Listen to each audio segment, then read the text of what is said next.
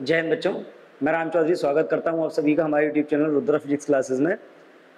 आज के इस वीडियो में हम स्टार्ट करने वाले हैं चैप्टर 7 अल्टरनेटिंग करंट। और आज इस वीडियो में जो टॉपिक हम कवर करने वाले हैं वो रहेंगे हमारे alternating current, alternating EMF, behaviour of register, capacitor and inductor for alternating current. चलिए स्टार्ट करते हैं फर्स्ट टॉपिक अल्टरनेटिंग करंट से। अब देखिए, current simply flow of charge. किसी भी कंडक्टर की अगर हम बात करें, कंडक्टर के एंड्स पर जब भी पोटेंशियल डिफरेंस अप्लाई किया जाता है तो उसके अंदर जो चार्ज होता है वो एक एंड से दूसरे एंड की तरफ मूव करता है, फ्लो करता है, और उसी फ्लो ऑफ चार्ज को हम बोलते हैं करंट। बट जब भी किसी कंडक्टर के लिए हम करंट की बात करें और उस करंट का टाइम के साथ हम रिलेशन किसी ग्राफ पर शो करें तो वो रिलेशन हमको दो टाइप का दिखता है। या तो कंडक्टर के अंदर चार्ज का जो फ्लो होगा वो एक कांस्टेंट रेट से हो रहा होगा टाइम के साथ, या ऐसा भी हो सकता है कि कंडक्टर के अंदर जो चार्ज का फ्लो हो रहा है वो अल्टरनेटिवली हो रहा हो, या जो वैल्यू है चार्ज फ्लो की, जो रेट है वो वेरी कर रही हो। तो अगर हम कंडक्टर के अंदर फ्लो होने वाले करंट और टाइम के रिलेशन के लिए ग्राफ देखें तो देखिए, ग्राफ दो टाइप के हमको ग्राफ के अकॉर्डिंग करंट मिलता है। देखिए, कुछ कंडक्टर्स में अगर हम बात करें या किसी करंट की बात करें कि अगर कंडक्टर के अंदर फ्लो होने वाले करंट और टाइम का जो ग्राफ है वो हमको इस टाइप से एक स्ट्रेट लाइन में मिलता है, तो इस करंट को बोला जाता है डायरेक्ट करंट। इस करंट को हम बोलते हैं डायरेक्ट करंट, या स्टेडी करंट भी हम इसको बोल सकते हैं। इन short it is called DC. But अगर हम कंडक्टर के अंदर फ्लो होने वाले करंट की बात करें और कंडक्टर के अंदर फ्लो होने वाला करंट हमको कुछ इस टाइप से वेव फॉर्म में, उसका करंट टाइम ग्राफ अगर हमको वेव फॉर्म में मिलता है तो इस करंट को बोला जाता है alternating current. This current is called alternating current, और in short it is called AC. Clear? तो ये हमको ऑलरेडी मालूम है कि करंट की जब हम बात करते हैं तो करंट दो टाइप का होता है, एक डीसी और एक एसी। डीसी करंट के बारे में हम काफी कुछ पढ़ चुके हैं। अब बेसिकली इस चैप्टर में हम पढ़ने वाले हैं अल्टरनेटिंग करंट के बारे में। अब देखिए, अल्टरनेटिंग करंट होता क्या है। अगर किसी कंडक्टर से पास होने वाले करंट की हम बात करें और उस करंट का जो मैग्नीट्यूड है, if magnitude of current change regularly and polarity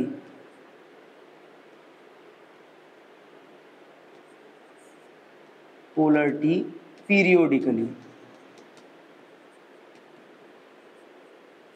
अगर किसी करंट की हम बात करें और करंट का जो मैग्नीट्यूड है वो रेगुलरली चेंज होता है और उसकी जो पोलरिटी है वो पीरियोडिकली चेंज होती है, then the current is called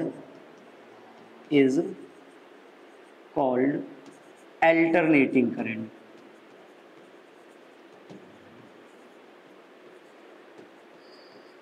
clear? या हम ये भी कह सकते हैं, if the current passing through any conductor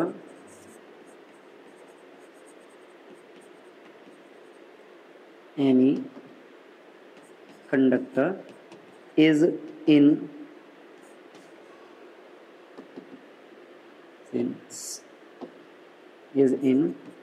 sign relation with time।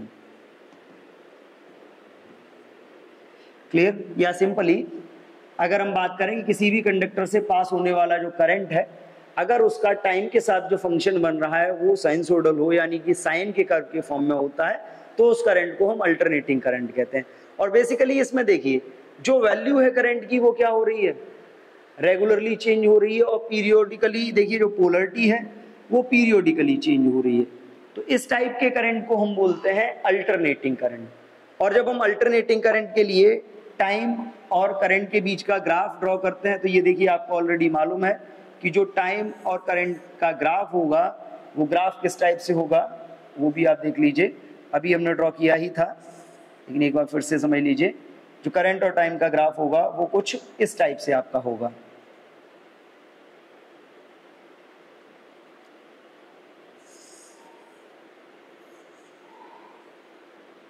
Clear? अब इसमें देखिए इसका जो मैग्नीट्यूड है करंट का वो क्या हो रहा है, रेगुलरली चेंज हो रहा है, और पोलरिटी देखिए पीरियोडिकली चेंज हो रही है। जब इस करंट की हम बात करते हैं तो ये जो आपका करंट है, ये जो वैल्यू होती है करंट की, this value is called peak value. इसको रिप्रेजेंट करते हैं आई नॉट से। क्लियर? और अगर हम इसकी बात करें, ये यहां से लेके यहां तक, ये जो पूरा होता है, यहां तक पहुंचने में इसको टाइम लगता है टी, इसको बोला जाता है टाइम पीरियड। और जब इस अल्टरनेटिंग करंट की बात करते हैं तो देखिए अल्टरनेटिंग करंट को रिप्रेजेंट किया जाता है इसकी इक्वेशन से, और अल्टरनेटिंग करंट की जो इक्वेशन होती है वो होती है I is equal I naught sine omega T. अगर हम इसको चाहें तो हम इसको इस टाइप से भी रिप्रेजेंट कर सकते हैं, I is equal I naught cos omega T. Clear? Equation इसकी बन सकती है, कॉस ओमेगा टी भी इसकी इक्वेशन बन सकती है। अब देखिए अगर इसकी इक्वेशन कॉस ओमेगा टी के फॉर्म में आती है, तो कॉस ओमेगा टी के फॉर्म में अगर इक्वेशन आएगी तो इस करंट का जब हम ग्राफ बनाएंगे टाइम के साथ, तो इसका जो टाइम के साथ ग्राफ आएगा वो क्या आएगा, कॉस ओमेगा टी के फॉर्म में अगर हम बात करते हैं तो यहाँ पे समझ लीजिए इसका जो ग्राफ आएगा वो कुछ इस टाइप से। आपको मालूम है कॉस का जो कर्व होता है वो इस टाइप से होता है। क्लियरली? अब यहाँ पे देखिए I is equal I naught sine omega T या I is equal I naught cos omega T. यहाँ पे अगर हम बात करते हैं ओमेगा की, तो जो आपका ओमेगा है, इस ओमेगा को बोला जाता है एंगुलर फ्रीक्वेंसी। क्या बोलते हैं? Angular frequency. और जो इसकी वैल्यू होती है ओमेगा की वो होती है 2 pi by T. Clear? Omega की जो वैल्यू होती है 2 पाई बाई टी, और जब हम बात करते हैं 1 अपॉन टी की, तो इसी 1 अपॉन टी को बोलते हैं एफ, मतलब फ्रीक्वेंसी। तो सिंपली अगर किसी कंडक्टर से पास होने वाला करंट रेगुलरली चेंज हो रहा है और उसकी जो पोलरिटी है वो पीरियोडिकली चेंज हो रही है, तो इस टाइप के करंट को हम बोलते हैं अल्टरनेटिंग करंट। इसकी जो इक्वेशन है I is equal I naught sine omega T या I is equal I naught cos omega T से रिप्रेजेंट करी जा सकती है, और इसका जो ग्राफ होगा वो कुछ इस टाइप से आएगा। अब अगर हम बात करें अल्टरनेटिंग करंट, तो देखिए अल्टरनेटिंग करंट जब फ्लो होता है कंडक्टर में, तो जो सोर्स हम अप्लाई करते हैं वो सोर्स होता है अल्टरनेटिंग ईएमएफ। अल्टरनेटिंग ईएमएफ क्या है? Simply if the value of EMF in any conductor change regularly or continuously and their polarity will change periodically, then this type of EMF is called alternating EMF। और जब भी हम किसी circuit में alternating EMF की बात करते हैं तो अल्टरनेटिंग ईएमएफ की जो इक्वेशन होती है वो होती है E is equal E not sine omega T, या फिर अगर हम इसको चाहें तो हम इसको ये भी लिख सकते हैं E is equal E not cos omega T. इसके लिए अगर हम बात करते हैं तो इसका भी देखिए ग्राफ जो होगा आपका, इसका भी जो ग्राफ होगा आपका कुछ ऐसा बनेगा। ये वैल्यू जो आपकी होगी, this value is called E not, यानी कि पीक वैल्यू। ये तो साइन ओमेगा टी के लिए है, और अगर आप कॉस ओमेगा टी के लिए बात करते हो तो कॉस ओमेगा टी के फॉर्म में इसका जो कर्व होगा वो ऐसा भी हो सकता है। समझ लीजिए कैसा, कॉस ओमेगा टी के लिए जब आप बात करते हो तो इसका जो कर्व होगा वो कुछ ऐसा बनेगा आपका।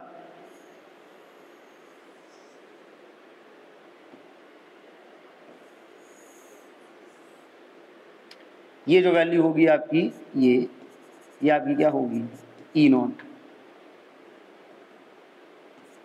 अब यहाँ पे देखिए यहाँ पे इतना तो क्लियर है कि ये जो आपका ई नॉट है ये होता है पीक वैल्यू, और जो ओमेगा है आपका इसको बोलते हैं एंगुलर फ्रीक्वेंसी,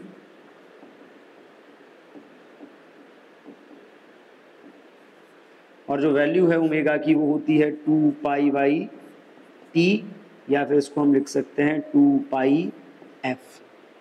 क्लियर? तो यहाँ पे समझ लीजिए सेम डेफिनेशन है अल्टरनेटिंग करंट और अल्टरनेटिंग ईएमएफ की।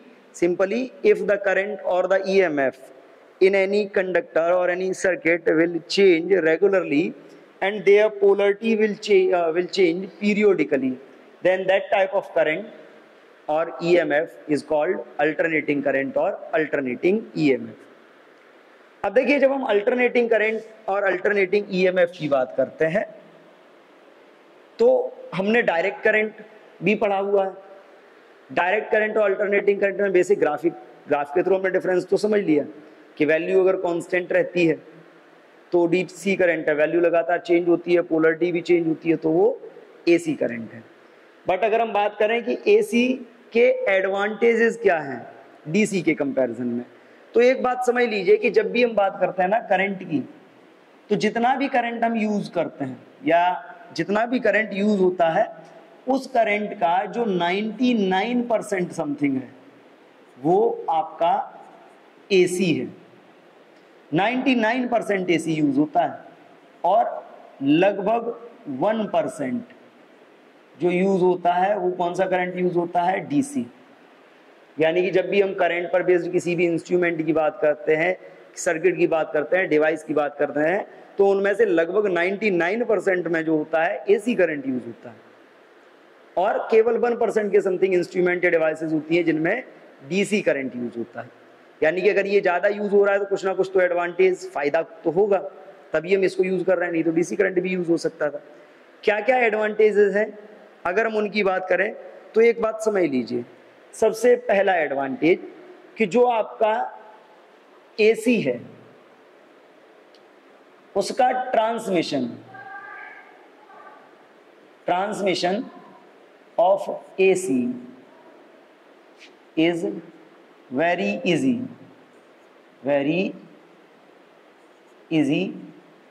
and with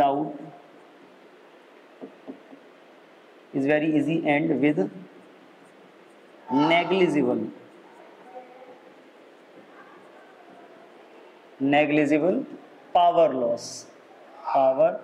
loss. अब देखिए ट्रांसमिशन की अगर हम बात करें तो ट्रांसमिशन का मतलब समझिए, जैसे आपने बात करी पावर प्लांट, जो करंट है वो प्रोड्यूस कहाँ होता है? Power plant. और हमको उस करंट को पावर प्लांट से काफी दूर, बहुत दूर दूर तक कई सिटीज में भेजना होता है। जैसे आपने बात करी कि आपके न्यूक्लियर पावर प्लांट है या हाइड्रो इलेक्ट्रिक पावर प्लांट है या थर्मल पावर प्लांट है। हर सिटी में, हर मोहल्ले में, हर गली में तो नहीं हो सकते, होंगे कहाँ? कुछ पार्टिकुलर सिटीज में ही है। अब जैसे अगर हम बात करें कि किसी पावर प्लांट से किसी दूसरी सिटी में या किसी दूसरे स्टेट में आपको करंट ट्रांसमिट करना है, तो करंट ट्रांसमिट करने के लिए क्या होगा? लाइन यूज होंगी, वायर्स यूज होंगे, और आपको मालूम है वायर मतलब कंडक्टर, कंडक्टर में होता है रेजिस्टेंस। तो जब करंट को आप एक प्लेस से दूसरे प्लेस तक ट्रांसफर करोगे तो उस वायर के या उस कंडक्टर के रेजिस्टेंस के कारण क्या होगा? पावर लॉस होगा। अगर हम डीसी करंट यूज कर लेते हैं तो पावर लॉस काफी ज्यादा होता है, और पावर लॉस ज्यादा होगा तो वोल्टेज लॉस, मतलब जितना वोल्टेज आप भेजना चाह रहे हो उतना प्रॉपर वोल्टेज आप इजीली ट्रांसमिट नहीं कर सकते। लेकिन एसी में ऐसा नहीं होता। एसी में पावर लॉस जो होता है वो बहुत कम, नेग्लिजिबल पावर लॉस होता है। यानी कि अगर आप बात करते हो कि किसी भी पावर स्टेशन से आप ट्रांसफर करते हो करंट को किसी दूसरी सिटी तक, और जब आप ट्रांसफर करोगे करंट को किसी दूसरी सिटी तक तो क्या होगा? दूसरी सिटी तक करंट को भेजने के लिए, अब देखिए जहां पे आप करंट भेजोगे वहां पे आपका क्या होगा? ट्रांसफॉर्मर होगा। ट्रांसफॉर्मर में आप भेज सकते हो, दूसरी सिटी तक भेजोगे तो इस पूरी प्रोसेस में क्या होगा? जो पावर लॉस होगा वो नेग्लिजिबल होगा, और पावर लॉस नेग्लिजिबल होगा यानी कि हम मैक्सिमम पावर को ट्रांसफर कर सकते हैं from one place to another place. That's why जो आपका करंट, एसी करंट है, वो हमारे लिए एडवांटेज है। अगर हम बात करें सेकेंड एडवांटेज की, कि सेकेंड एडवांटेज क्या है? अब देखिए जो एसी है, एसी करंट की जब हम बात करते हैं तो एसी करंट को, AC can be converted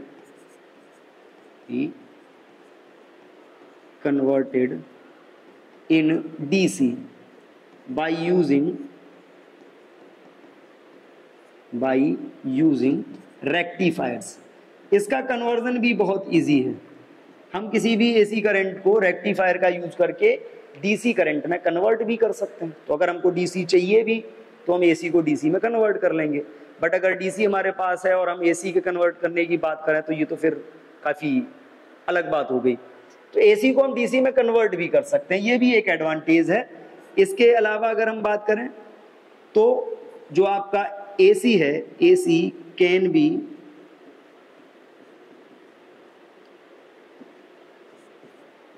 stepped up and down by using transformers.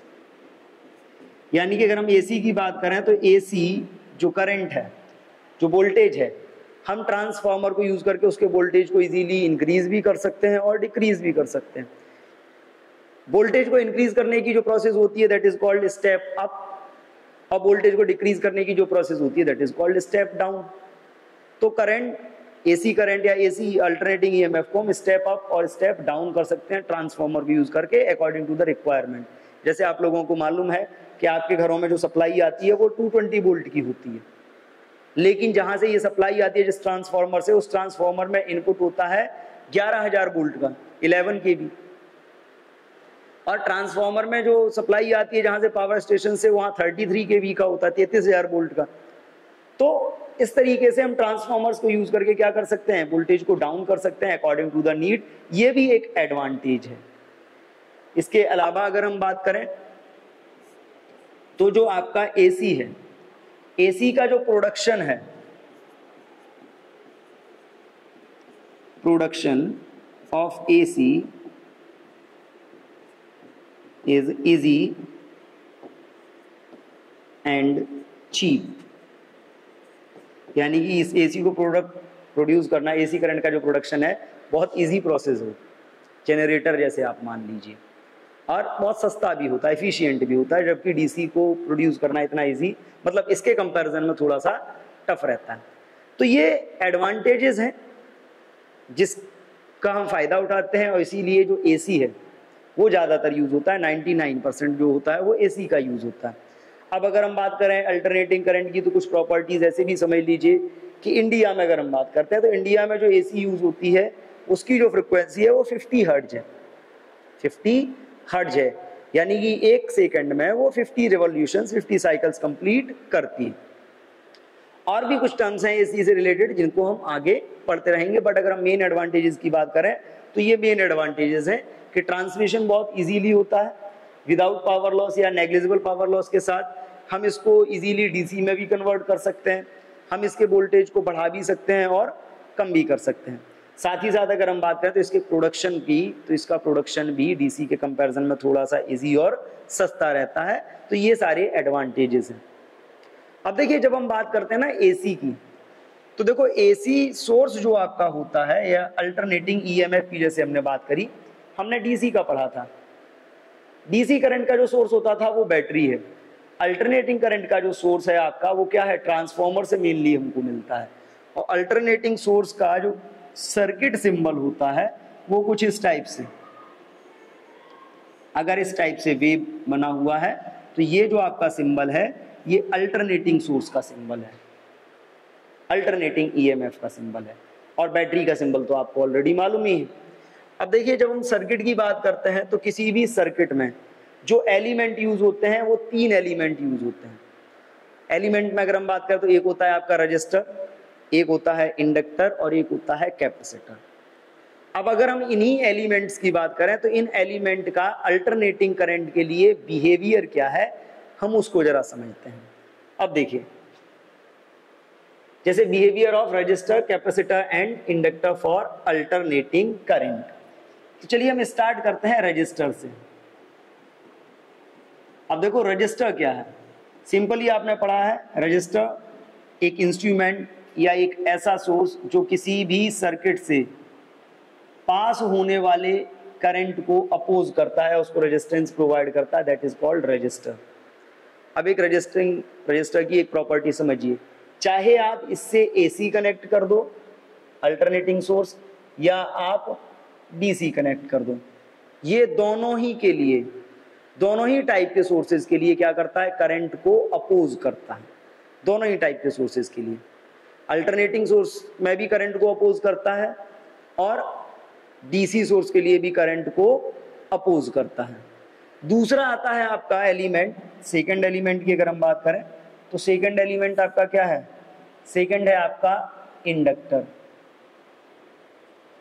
अब देखिए इंडक्टर की बात करते हैं तो इंडक्टर का आपने कॉन्सेप्ट क्या पढ़ा हुआ है कि जब भी किसी इंडक्टर से पास होने वाला करंट चेंज होता है तो उस इंडक्टर में एक ईएमएफ इंड्यूस हो जाता है, और इंड्यूस होने वाला जो आपका ईएमएफ है वो चेंज इन करंट को अपोज करता है, और उस ईएमएफ का फॉर्मूला होता है E is equal minus L D I by D T.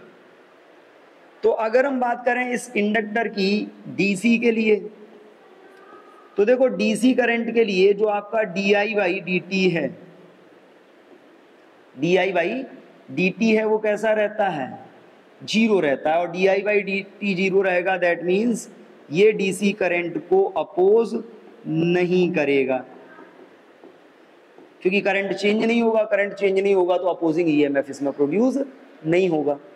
But जब हम बात करते हैं एसी के लिए, तो देखो एसी के लिए इसमें क्या है, एसी के लिए जो आपका D I by D T है ये जीरो तो नहीं होगा, क्योंकि अल्टरनेटिंग करंट तो चेंज होगा, और अल्टरनेटिंग करंट जब इस इंडक्टर से पास होने वाला चेंज होगा तो इसमें एक अपोजिंग ईएमएफ इंड्यूस हो जाएगा, जो चेंज इन करंट को क्या करेगा, अपोज करेगा। तो अगर हम एसी के लिए बात करें तो एसी के लिए ये जो आपका इंडक्टर है, तो सिंपली हम कह सकते हैं inductor opposes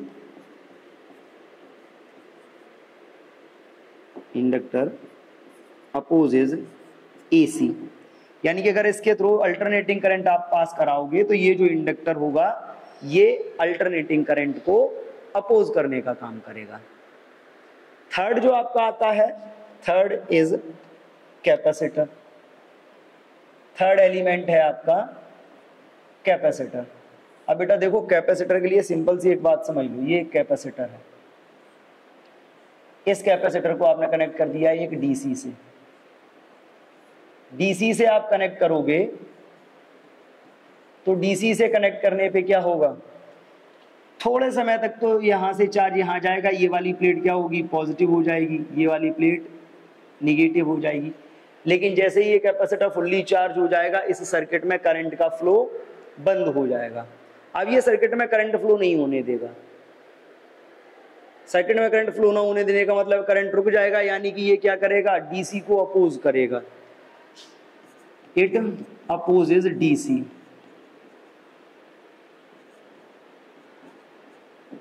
instant of time के लिए तो करंट इसमें फ्लो होगा, जिसमें कैपेसिटर ये चार्ज हो जाएगा, जैसे ही कैपेसिटर फुल्ली चार्ज होगा ये करंट को स्टॉप कर देगा, क्योंकि चार्ज फ्लो होना बंद हो जाएगा सर्किट में।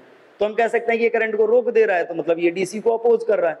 बट अगर हम बात करें फॉर एसी, एसी के लिए अगर हम इसकी बात करें तो आप देखिए अल्टरनेटिंग सोर्स से जब आप इस कैपेसिटर को जोड़ोगे तो अल्टरनेटिंग सोर्स से जोड़ने पे क्या होगा, मान लीजिए ये कैपेसिटर है, आपने इसको अल्टरनेटिंग सोर्स से जोड़ा, इस टाइप से अल्टरनेटिंग सोर्स से जोड़ोगे तो फर्स्ट हाफ साइकिल में क्या होगा, ये पॉजिटिव ये निगेटिव, तो ये प्लेट पॉजिटिव हो जाएगी, ये निगेटिव हो जाएगी, ये फुल्ली चार्ज होगा, वैसे ही साइकिल बदल जाएगा, साइकिल बदल जाएगा, अब की बार ये पॉजिटिव हो जाएगा, ये निगेटिव, तो अब क्या होगा, अब की बार इधर से इधर चार्ज फ्लो होने लगेगा। यानी कि अल्टरनेटिंग सोर्स में जो ईएमएफ है उसकी पोलरिटी बदलने के कारण जो सर्किट है उस सर्किट में करंट का जो फ्लो है वो कंटिन्यूअसली बना रहता है। कंटिन्यूअसली बना रहने का मतलब क्या है कि ये एसी के लिए कोई भी अपोजिशन ऑफर नहीं करता।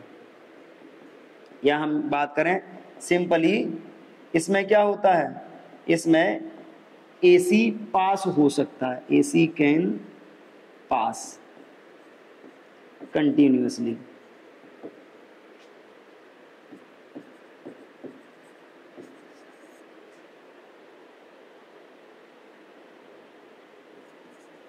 और इसमें हम ये लिख सकते हैं कांट पास कंटिन्यूसली।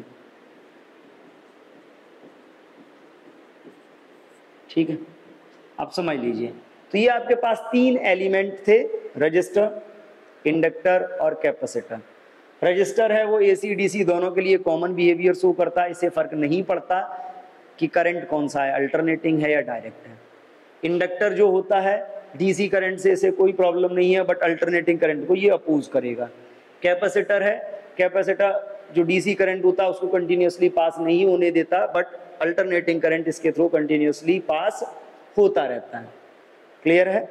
अब देखिए, अगर हम बात करें अल्टरनेटिंग करंट की, तो अल्टरनेटिंग करंट का जो मैग्नीट्यूड है उसकी वैल्यू को हम कैसे स्टडी कर सकते हैं, कौन कौन से डिफरेंट टाइप के टर्म्स होते हैं, इनको हम पढ़ेंगे, बट ये सब हम स्टडी करेंगे नेक्स्ट वीडियो में। अभी के लिए इतना ही। थैंक यू एंड जय हिंद।